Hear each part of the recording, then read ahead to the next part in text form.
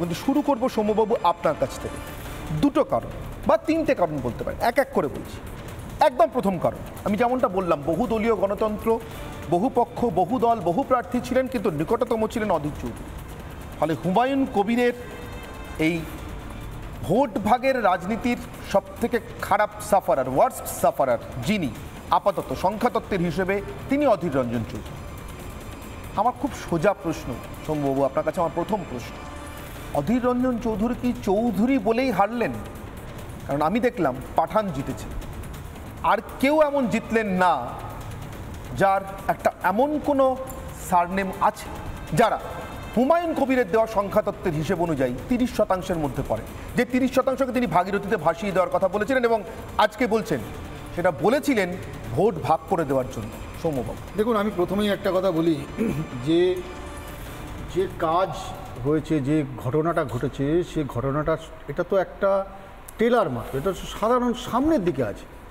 দীর্ঘ 11-12 বছর ধরে পশ্চিমবাংলায় আমরা দেখেছি যে এই ভোট ভাগের একটা হিন্দু মুসলমান এই খেলাটা চলছে, এবং এই খেলায় যে হোয়াটসঅ্যাপার যে রাজনৈতিক দলগুলো হয়েছে তার মধ্যে বামপন্থী এবং কংগ্রেস। আমি শুধু একটা কথাই বলি যে আমি নাম, টাইটেল, ধর্ম এসব বিষয় না গিয়ে বলি, আচ্ছা প্রশাসন বলে তো একটা বিষয় আছে। যারা সংবিধানের শপথ নিয়ে সরকারে এসছে, যারা মনে করেন যে হিন্দু, মুসলমান, শিখ, ইসাই সবার রাজ্য এটা বা সবার দেশ, ঠিক, তাহলে বলুন তো, যখন একজন সংবিধানের শপথ নেওয়া বিধায়ক এই কথা বলছেন, দাঁড়িয়ে বলছেন, যেদিন বলছেন, তারপরে শক্তিনগরে দাঙ্গা হলো, তারপরে ফোন করছেন কে? তাকে মাননীয় মুখ্যমন্ত্রী ফোন করছেন। কি কথা হয়েছে আমি জানি না, মুখ্যমন্ত্রী ফোন করেছেন। কে স্বীকার করছেন? হুমায়ুন কবির স্বীকার করছেন। ঠিক, তাহলে তাকে গ্রেপ্তার করা হলো না কেন?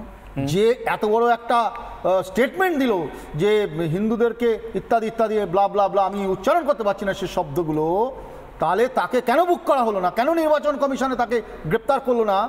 তারপরে একজন রাজ্যের মুখ্যমন্ত্রী, তিনি তাকে ফোন করছেন। তাহলে কাজ, তারপরে তার যে বিষয়, একটা অধীর চৌধুরী 5 বারের সাংসদ, তার কাজ, সে ভিত্তিতে ভোট হবে, মানুষ ভোট দেবেন। তিনি জানতেন, দীর্ঘদিন ধরে তিনি ওখানে রাজনীতিবিদ, 80% মাইনরিটি সম্প্রদায়ের মানুষ তাকে দীর্ঘদিন ধরে জিতিয়ে এসেছে, কাজের নিরিখে ভোট হয়েছে, সেই জায়গাটাকে নষ্ট করেছেন কে? আমি সৌম্যবাবু এখানেই বলছি, আমি কিন্তু একটু একবারের জন্য বিশ্বাস করুন এই আলোচনাটাকে এই পথে নিয়ে যেতেই রাজি নই। তার কারণ হুমায়ুন কবির আমাদের জন্য নয়, এই দেশের ধর্মনিরপেক্ষতার জন্য, সার্বভৌমত্বের জন্য একটা ফাঁদ পেতেছেন, কারণ হয়ে পেতেছেন নিশ্চয়ই। কারণ এইসব লোক আমি বিশ্বাস করি না কখনো একা থাকে, এদের পিছনে অন্য শক্তির খেলা থাকে। কিন্তু অভ্র, আমি কেন বলছি, আমি কেন চৌধুরী শব্দটা বললাম? সৌম্যবাবু আমার চৌধুরী বলে বক্তব্য না, আমি এটা, আপনি সৌম্য আইচ রায় হলেও হয়তো হারতেন। তার কারণ এটা ঠিক সৌম্যবাবু, এটা ঠিক যে আপনি যেটা বলছেন সেটা হচ্ছে যে সাফারার, মানে আপনি যদি ভোটের অঙ্কে বলেন, সংখ্যাতত্ত্ব বলছে কংগ্রেস 0, সংখ্যা মানে 1 আপাতত সাংসদ সংখ্যার বিচারে, বিধানসভায় 0, বামপন্থীরা বিধানসভাতেও 0, সাংসদ সংখ্যার বিচারে 0। কিন্তু অভ্র, 1946 সালে, 47 সালে পশ্চিমবঙ্গের কংগ্রেস, হিন্দু মহাসভা, এমনকি কমিউনিস্টরা একযোগে এই পশ্চিমবঙ্গের বিধানসভায় পশ্চিমবঙ্গ নামে একটা রাজ্য তৈরিতে সমর্থন দিতে বাধ্য হয়েছেন। তার কারণ তারা বুঝেছিলেন তারা কোনো দলীয় পরিচয়ের জায়গা থেকে নন, তাদের অস্তিত্বটা আক্রান্ত হবে, অস্তিত্বটা বিপন্ন হবে শুধুমাত্র তারা হিন্দু বলে। তারা উল্টো পক্ষকে শুধুমাত্র মুসলমান বলে দেখছেন না, ঠিক, কিন্তু জিন্নার দ্বিজাতি তত্ত্বে যারা বিশ্বাস করে তারা উল্টো পক্ষকে শুধুমাত্র হিন্দু বলে থাকে, ঠিক যেমন আমার পাশের দেশে দেখা হচ্ছে। আমার এখানেই প্রশ্ন, কাজীর বাড়ির সামনে যিনি মিছিল নিয়ে গিয়েছিলেন সংকীর্তন করতে দিচ্ছেন না বলে, সেই চৈতন্যদেবের নদিয়াতে প্রতিমার সাইজ কি হবে, আমি বলতে মুখে আটকাচ্ছে, মানে প্রতিমার সাইজ এই শব্দটা আমরা বলি না, এটা আদালতে এভাবে সওয়াল হচ্ছে অভ্র, আমি দেখছি বাংলায় বসে। ঠিক সেই বাংলায় নদিয়ার পাশের জেলায় মুর্শিদাবাদ একজন বিধায়ক কবুল করছেন টিভি ক্যামেরার সামনে, বলছেন প্রকাশ্যে, হ্যাঁ আমি জিতিয়েছি ভোট ভাগ করে, হিন্দু মুসলমানে ভোট ভাগ করে জিতিয়েছি। এই দিনটা দেখার জন্য আমরা পশ্চিমবঙ্গে আমাদের পূর্বপুরুষরা থেকে গিয়েছিলেন। অভ্র, অনির্বাণদা, একটার সঙ্গে একটা বিষয় কিন্তু ইন্টারলিঙ্কড, এবং আপনাকে ধন্যবাদ, আপনি দুটো জুড়েই কিন্তু আমাকে প্রশ্নটা করেছেন। রানাঘাটের একটি গ্রামে কিছু গ্রামবাসী তারা নিজেরাই নিজেদের মতো করে বহুদিন খেটে একটা দুর্গা প্রতিমা তৈরি করছিলেন। ওখানকার জেলা শাসক মনে করেছেন ওই প্রতিমা যদি তৈরি হয় এবং যদি ওখানে পূজা হয় তাহলে নাকি আইন শৃঙ্খলার সমস্যা চলে আসবে। এই হচ্ছে আমাদের রাজ্যের অবস্থা। তারপর তাদের এমন অবস্থা গ্রামবাসীদের, তারা 40 বিঘা জমিতে কিন্তু তারা চাষ করেননি, তারা পুরোপুরি নিযুক্ত ছিলেন 112 ফুটের দুর্গা প্রতিমা বানাবেন এবং একটা রেকর্ড তৈরি করবেন, বিশ্বের কাছে তুলে ধরবেন তাদের গ্রামের কথা, তাদের এই ভাস্কর্যের কথা, কিন্তু সেটা দেওয়া হলো না। তারা আজকে সর্বশান্ত হয়ে আজকে ঠিক করেছেন না এবছর আর তারা পুজো করতে পারবেন না। কেঁদে কেঁদে বলছিলেন মিডিয়ার সামনে ওই গ্রামের মহিলারা, আশেপাশের গ্রামে পুরো বিষণ্ণতার একটা স্বাদ, খুব খারাপ লাগছিল দেখে, বিশ্বাস করুন। খালি তাই নয়, এটা তো গেল না হয় রানাঘাটের একটি ঘটনা, কলকাতার বুকে বেলেঘাটা গান্ধী মঠ ফ্রেন্ড সার্কেল বলে একটি পুজো কমিটি, তারা পুজো করতে গেছিল, 40 ফুটের একটা শিরদাঁড়া তাদের থিম ছিল, সেই শিরদাঁড়া দিয়ে নাকি তারা পুজো করবে, শিরদাঁড়াটা থাকবে অ্যাজ আ থিম। তারা এই নিয়ে মিডিয়াকেও বলে যে হ্যাঁ আমরা মনে করছি শিরদাঁড়া, এটা কোনো স্পেসিফিক অভয়া রিলেটেড শিরদাঁড়ার কোনো সিম্বলিজম নেই, কিন্তু শিরদাঁড়া আমাদের থিমের মধ্যে পড়ছে। হঠাৎ করে কি হলো, কয়েকদিনের মধ্যে খবরটা সম্প্রসারণ হওয়ার পরে ওইখান থেকে শিরদাঁড়াটা তো সরে গেল, কিন্তু ওই পুজো কমিটির পুজোর জাস্ট গেটের বাইরে কুণাল ঘোষ আর ওখানকার লোকাল এমপির ছবি বড় বড় কাট আউট লেগে গেল। এটা হচ্ছে আমাদের রাজ্যের অবস্থা। এবার একটা কথা আমি বলি, যেহেতু কংগ্রেসের কথা এলো, দেখুন কংগ্রেস একটা সর্বভারতীয় দল, কংগ্রেস ইন্ডি জোটের সদস্য, কংগ্রেসের জোট সঙ্গী হচ্ছে তৃণমূল কংগ্রেস, এবং আপনি যেটা সঠিকভাবে উল্লেখ করেছেন যে একসময় কংগ্রেসের কিন্তু এরকম সদর্থক ভূমিকা ছিল, সেটা আমি অ্যাকনোলেজ করেই বলছি। এই কংগ্রেসই কিন্তু যখন বিবর্তন হয় তখন কিন্তু 1976 সালে, হ্যাঁ 1976 সালে ইমার্জেন্সি চলার সময় তারা কিন্তু আমাদের ভারতবর্ষের কনস্টিটিউশনে 42nd অ্যামেন্ডমেন্টে সেকুলার শব্দটা আনে।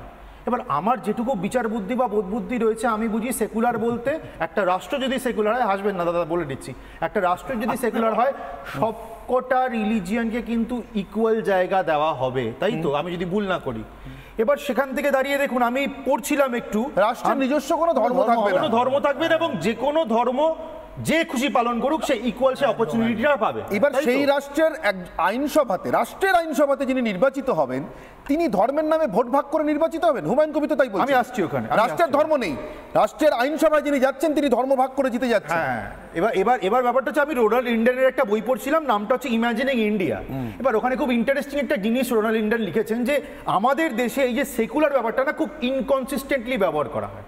এই যে আপনি যে প্রশ্নটা করলেন, এখানে কিন্তু চলে আসছে, তার মানে সেকুলারিজমের ফ্যাব্রিকটা এখানে মানা হচ্ছে না।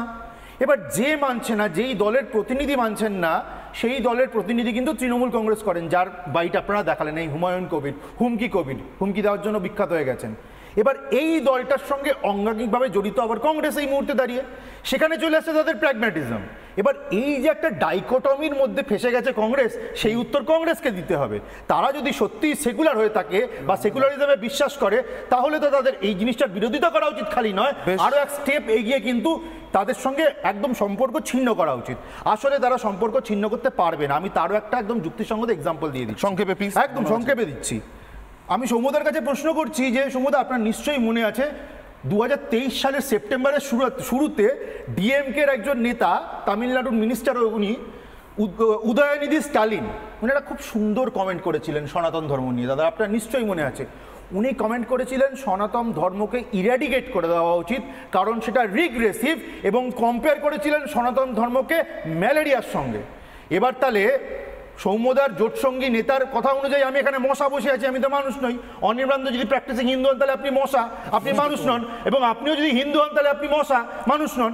এবার এই যে দ্বিচারিতা আপনারা শুরু করেছেন, তার ফলে সাধারণ মানুষেরও তো ক্ষতি হচ্ছে, এবং এই খালি দোষ আমি আপনাদেরকে দিচ্ছি না, আপনারা ইন্ডির সদস্য যারা আছেন প্র্যাগম্যাটিক পলিটিক্সের জন্য এই দেশের সোশ্যাল ফাইবারটাকে পুরোপুরি নষ্ট করে দিচ্ছেন। বেশ, আপনি দেশভাগের চোখ রাঙানির কথা বলেন, অনেক লম্বা বলে ফেলেছে। আসলে ব্যাপারটা হচ্ছে কি, ওই মানে সিলেক্টিভ প্রতিবাদ করতে গিয়ে কখনো কখনো খেই হারিয়ে ফেলে আর কি। তো সেই খেই হারিয়ে ফেলার এই হচ্ছে নিদর্শন আর কি। আসলে ইউসুফ পাঠানকে যখন ইম্পোর্ট করে আনতে হয়, তখন ইউসুফ পাঠান আবার দেখা যায় যে নরেন্দ্র মোদী বা অমিত শাহর প্রচার টোচারে থাকে। তো সেই গল্পগুলো এরা একটু কম জানে, যখন এখানে বসে বক্তৃতা করে তখন একটু কম জানে আর কি। আসলে পার্লামেন্টে যখন বিজেপির ভোট দান করা হয়, তখন এই তৃণমূল অ্যাবস্টেন থাকে 69টা বিলে, সেটা একটু কম জানে। আসলে আমরা যে বলছি যে দুটোই খারাপ। আসলে এই রাজনাথ সিংদের আবার কানে কানে মমতা বন্দ্যোপাধ্যায়ের কথা বলতে শোনা যায় ক্ষমতায় আসার সময়। আবার দেখা যায় যে মোহন ভাগবতজি আবার মঞ্চে দাঁড়িয়ে বলেন যে এই সরকারের সিদ্ধান্ত কথা না, না, ইত্যাদি ইত্যাদি। সৌম্যদা, আমি Please, with due respect, না, না, মোহন ভাগবতজি সেই কথাটা বলেনি। এক মিনিট। আপনি এটা ভুল বলছেন বলে আমাকে আমি আমার ঢুকতে বাধ্য হলাম। আচ্ছা, আমার আই এম ভুল- সো সরি, বাট মোহন ভাগবতজি এটা বলেছিলেন, আরে ভাই পুরো রে ভিডিওটা ভাই, দেখুন, যে কেন্দ্র যা সিদ্ধান্ত নেবে আরএসএস সেটাকে সমর্থন ঠিকই তো। করবে। প্লিজ আচ্ছা, মিসরিপ্রেজেন্ট করবেন না। আরএসএস এর দুর্গা টুর্গাটা তো আমরা বলিনি, কংগ্রেস বলেনি। আসলে একটু থামবেন। সমাজ ব্যাপারটা হচ্ছে যে পলিটিক্যালি মমতা বন্দ্যোপাধ্যায়ের সঙ্গে ট্যাসিড অ্যালায়েন্সে কারা কখন কি করেছে এইসব গল্পের ইতিহাসটা একটু কম বললেই ভালো হয়। আমি বলছি দুটোই খারাপ। এই যে পশ্চিমবঙ্গে এই রাজত্বে যে ঘটনাগুলো তৃণমূল করছে, যে আজকে তৃণমূলের বাড়বাড়ন্ত, তৃণমূলের যে আজকে এই পজিশন, আপনি বলতে পারেন যে কেন্দ্রীয় সরকারের সহায়তা না থাকলে তৃণমূল আজকে উৎফুল্লিত হতে পারে? আমাকে আজকে- একটা কথা বলুন। আজকে এক মিনিট, একটার পর একটা তদন্ত, পশ্চিমবাংলার দুর্নীতি, লুটপাট, খুন, সৌম্যবাবু, একটাও দিনের আলো দেখে না, এক মিনিট, সৌম্যবাবু, একটাও দিনের আলো এক দেখে না, মিনিট, এক মিনিট, শুধুমাত্র এক মিনিট। এই কারণে, এক মিনিট, সৌম্যবাবু। এই ট্যাসিড অ্যালায়েন্সের জন্য। সৌম্যবাবু, আমি তদন্ত ইত্যাদি দুর্নীতি না, ঠিক আছে। খুব আপনি পরে বলবেন, জরুরি, আলোচনা করবো পরে। খুব জরুরি, পরে নিশ্চয়ই নিশ্চয়ই আলোচনা করবো, করবো, নিশ্চয়ই করবো। কিন্তু আমি বলছি আমি আজকের কথা আবার ফিরে